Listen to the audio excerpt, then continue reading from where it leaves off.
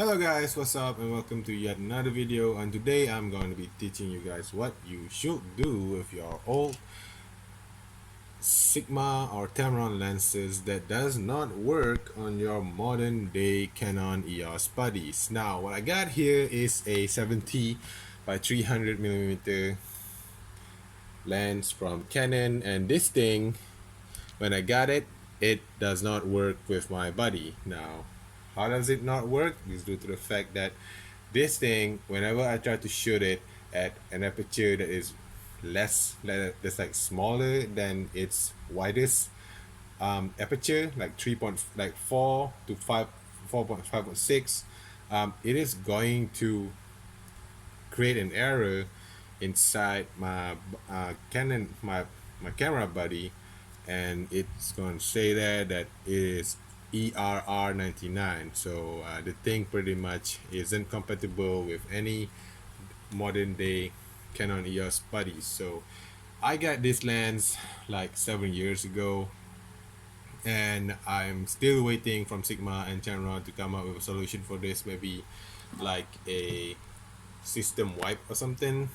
I can plug it into USB, maybe, just plug it into the camera and plug it into USB and then download the software. Maybe you can fix it. But for 7 years I've been waiting, and for 7 years I have no answer for them. So you want to know what I did?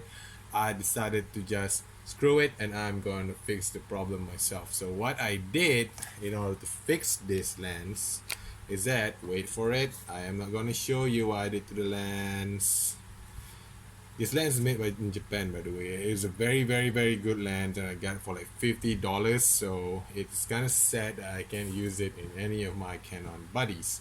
So it sucks, but it's been sitting with me for like 7 years, and I've spent $50 on it. So I really want it fixed. So what I did in order to make this lens able to change its temperature, it has a lot of fungus and haze in it, is that I just remove the back of the camera in order to gain access to that one little tab that you're looking at there.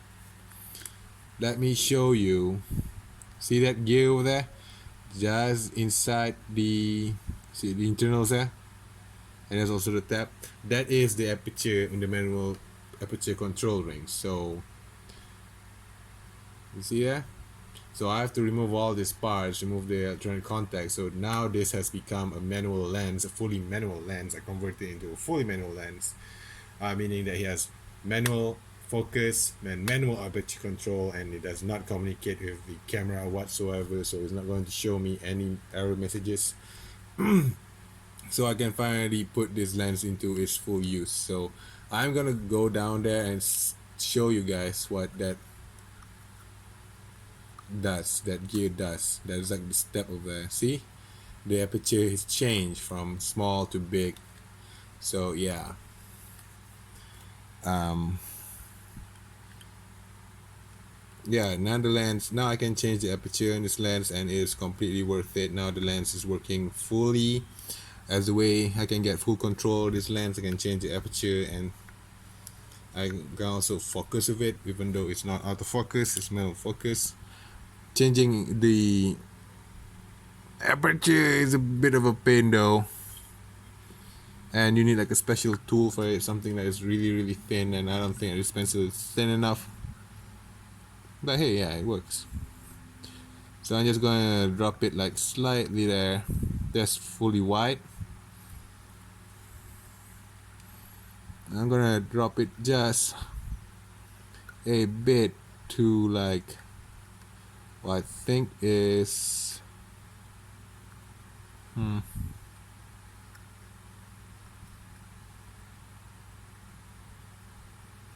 yeah, there you go. I think that one is like 5.6 something, so I'm gonna keep it there.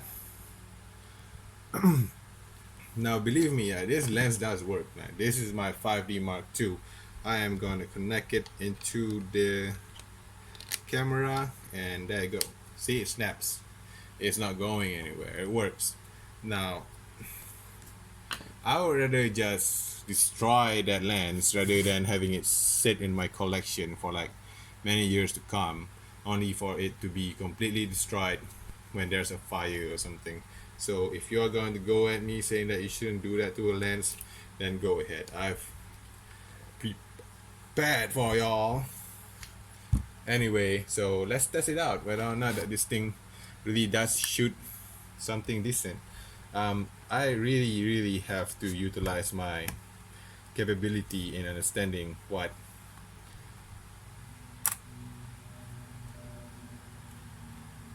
you know. Yeah, it's still stuck in out of focus, for example. For some reason, there, see. Oh man, I have now we got ourselves now ran into a problem in which this thing isn't stable for some reason, godforsaken reason. Okay, so I am trying my best not to mess up this camera shoot. I'm gonna take a photo of it and see you guys whether or not this thing works. So I'm probably going to put it wide open a bit, just so you can see how clear it is. It does work though. I mean, it does show on like the live view. So I think that's good. It's good enough, I guess. I can totally do this in like TV. There you go. See? And I can zoom in.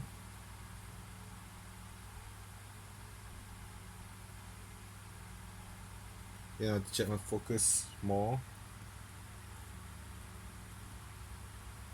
You guys don't see what I'm doing at all, right? So, well, because you're stuck on there. So I am going to change it to something like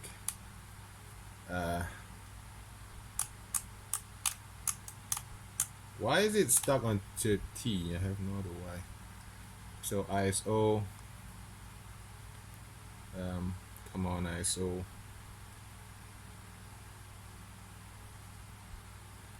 You know what? It doesn't matter anymore. So it turns out on live view you can drop it like way lower than that for some reason. God knows why. So yeah, we're just going to drop it like we are going to do like a 1 second exposure on that particular target and see what we got. So here it goes, 1, 2, 3. And let's see if it works. And it works. There you go.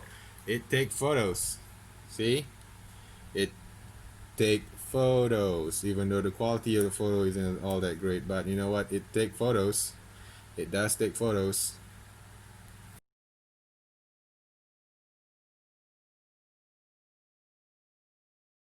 And in the aperture, nothing is safe on the camera, obviously. But who cares?